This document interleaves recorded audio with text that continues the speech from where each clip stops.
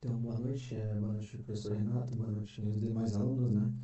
Caso esse vídeo seja mostrado durante a aula, eu vou apresentar então, o método de ordenação Hip-Sort, que é um método que usa estruturas de árvore para ordenar os elementos na árvore binária. Então, ele vai utilizar uma árvore binária completa para organizar os elementos e ordenar de forma eficiente. E ele pode fazer isso de dois jeitos, né? Usando o Maximum Heap, que é conhecido como Max Heap, onde a gente passa sempre o maior elemento para o topo, para a raiz, ou o Minimum Heap, onde o menor elemento a gente faz a troca e vai passando ele para o topo, né, para a raiz. Quando usa um, quando usa outro? Max Heap aqui a gente pode usar quando a gente quer ordenar crescentemente, e o Mini Heap quando a gente quer ordenar decrescentemente. Então, no nosso exemplo aqui, a gente vai utilizar o Max Heap. Então, quer ordenar crescentemente esse nosso vetor de 6 elementos. Então, a raiz vai ser o elemento da posição 0 do nosso vetor. O filho esquerdo, posição 5, e o filho direito dessa raiz, a próxima posição, que é a 2. Então, sempre na ordem. Raiz, filho 1, filho 2. Agora a gente vai passar, como nossa raiz já tem 2 filhos, a gente pega o primeiro filho, no caso o 5, e passa esses dois elementos, 4 e 7, como filhos do 5. E o 9, então, fica como filho do 6, né? Que o máximo de filhos do 5 vai ser 2. Então, sobrou 9 e a gente passa para o 6. Caso tivesse aqui mais um elemento no nosso vetor, ele estaria aqui como filho do 6 também, certo? Ao lado do 9.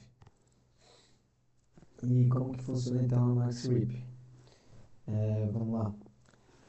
A gente tem aqui embaixo os filhos da nossa raiz, e a gente tem que fazer a substituição, passar o maior valor para cima, né? Então a gente vai, nesse caso, começar da direita para a esquerda, mas também dá para começar da esquerda para a direita. Então, 6, a gente vê os filhos dele, só tem um filho, 9.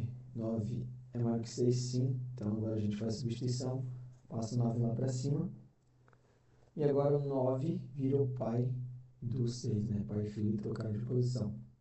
Agora vamos para o elemento ao lado, né? Que está na mesma linha aqui do 9. No caso, 5. 5 ele tem 2 filhos. Tem algum filho que é maior que ele? Sim. Daí, no caso, 7.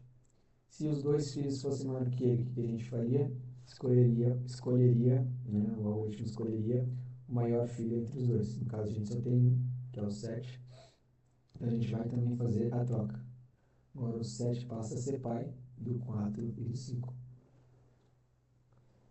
E nessa sequência aqui, o último passo dessa primeira etapa, né, é agora chegar na raiz. Então a gente chegou na raiz, no caso aqui a gente pode ver aqui nessa imagem 3.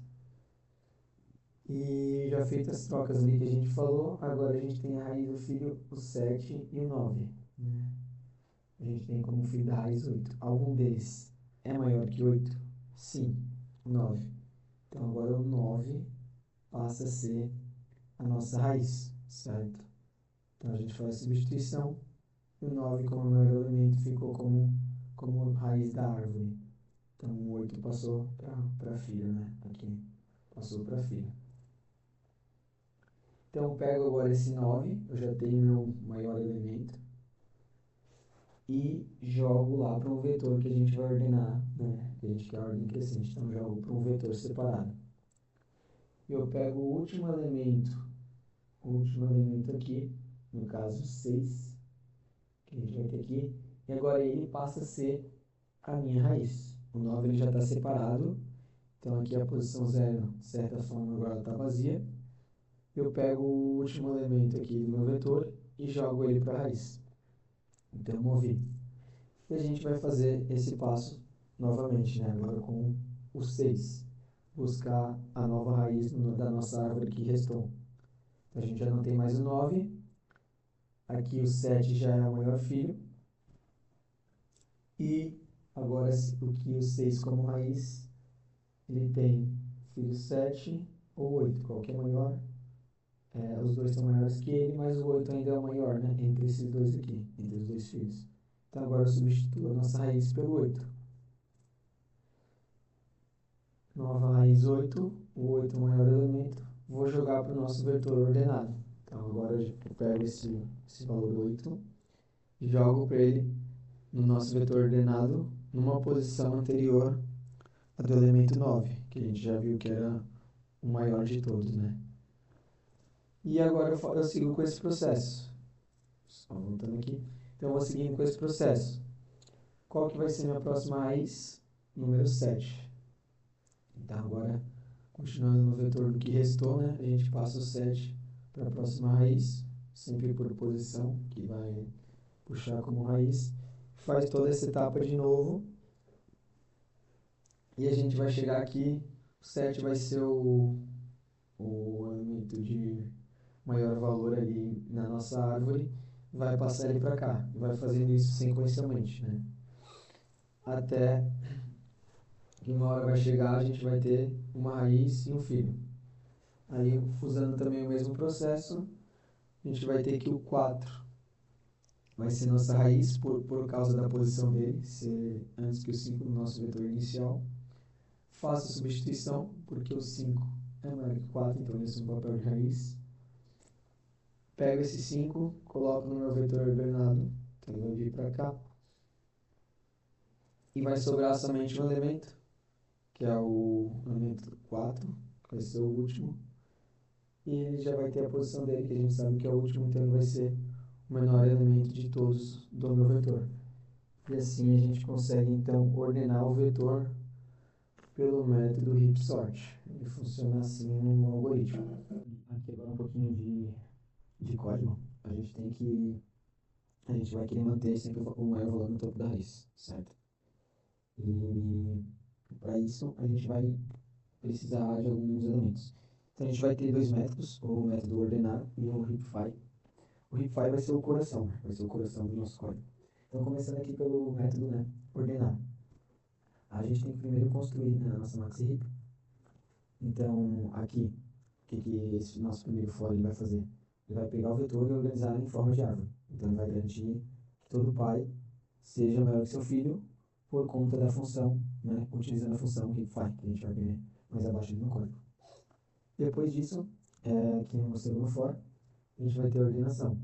Então ele vai tirando os maiores valores, né, da ponta, né, da nossa raiz da árvore e começa a trocar esse valor maior para um vetor secundário. A gente tira do nosso vetor inicial e vai colocando no vetor secundário para a gente montar o nosso vetor ordenado. Então vai garantir que nosso maior elemento, que seja a raiz, vá para a posição final e fique lá na posição já congelada, né, ordenado, esperando o restante dos valores do nosso heap. Então fica lá no vetor já congelado, aguardando. E agora aqui onde é o nosso coração, né, o método heapify, esse método aqui ele vai garantir que se algum filho for maior que o pai, ele vai trocar a posição dos elementos para manter a nossa regra da heap, né, da nossa árvore, em que o pai sempre tem que ser maior que o filho, nesse caso, que a gente está fazendo no max heap, certo? Então, por causa dessa troca, a gente consegue fazer isso recursivamente, né, vai trocando o processo até que a estrutura termine, né, e se organize ali no nosso max heap, que é o nosso vetor final. Então, a ordenação aqui vai transformar o vetor em que vai transformar, né, o vetor em que o maior elemento ele sempre vai estar no topo da nossa árvore. Depois ele remove esse topo, reorganiza e fica fazendo isso repetidamente até sobrar somente um elemento, né, no vetor, no vetor inicial e transpor esse elemento que sobrou para o nosso vetor final. Algumas vantagens e desvantagens, né, como vantagem, a gente tem que o heap é eficiente, então ele possui um tempo de execução de ordenação de n vezes log de n, que é bem mais rápido, como já foi visto aí em vários slides, né, várias apresentações anteriores, que é bem mais rápido que o n ao quadrado. E ele não vai precisar de memória extra, como alguns outros métodos de ordenação. E o desempenho dele é previsível, né? Ele não vai ter um desempenho de n ao quadrado, como acontece, por exemplo, com o Quicksort. que à medida que aumenta um elemento no vetor, imagine que a gente tem que elevar esse número de elementos ao quadrado. Então, o elemento já muda bastante, né, o nosso desempenho. Mas de desvantagem é um pouco mais difícil para entender, parece um pouco confuso, né, para implementar principalmente, do que o Bubble Sort e o Insertion Sort, que são bem mais simples, né, o código, a parte de código. Ele não é tão estável, né, os elementos mesmo com o mesmo valor eles podem mudar de posição, então se você tem dois símbolos, enfim, elementos de mesmo valor, você não consegue ordenar esses elementos de mesmo valor do jeito que você quer, né? Você vai depender do algoritmo ali, ele pode acabar trocando de posição elementos do mesmo valor. E ele costuma ser, na prática, mais lento que o Quicksort, apesar de ter uma média de complexidade de n vezes log de n, né? E ainda assim, na prática, ele costuma ser um pouquinho mais lento. Então, a apresentação é isso. Agradecer a atenção e uma boa noite.